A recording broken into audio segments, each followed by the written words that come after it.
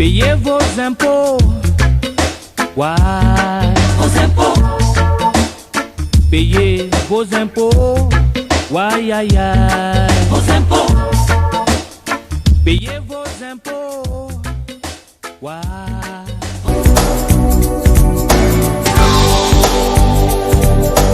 La cession des terrains des promoteurs immobiliers sont concernés par ce taux de 5%.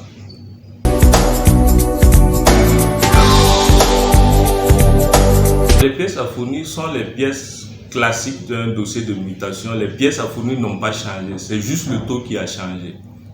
Les pièces à fournir sont les mêmes.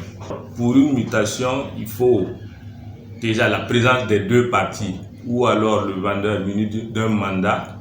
Il faut l'original du titre, il faut la pièce d'identité des deux parties, il faut les reçus de paiement de la taxe de résidence des deux parties, un extrait cadastral et un PV d'évaluation. Leur donnant les actes de vente sur place, ils servent les actes de vente et ils passent au service de légalisation pour la certification des signatures et ensuite le dossier nous est présenté pour liquidation.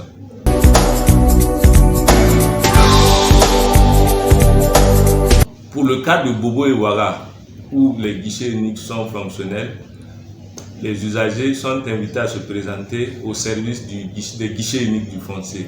Pour les autres localités, ils sont invités à se présenter à la recette des domaines et de la publicité foncière.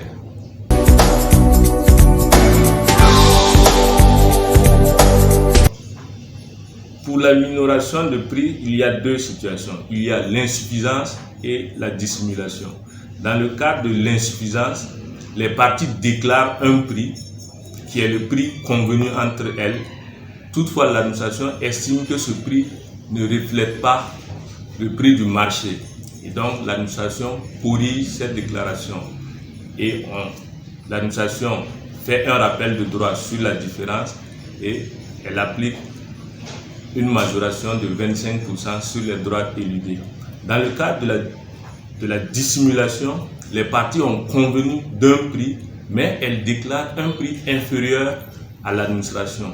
Là aussi, l'administration a la possibilité de faire le rappel de droit sur la différence et elle applique une amende de 50% sur les droits.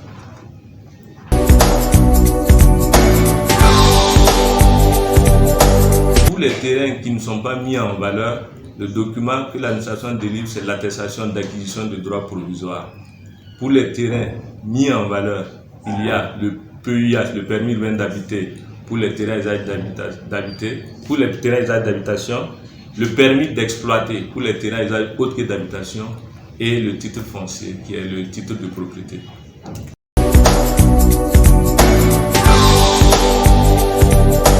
Le délai de paiement des droits de mutation est d'1 mois. Toutefois, les usagers peuvent s'adresser à nos services pour bénéficier d'un paiement échelonné.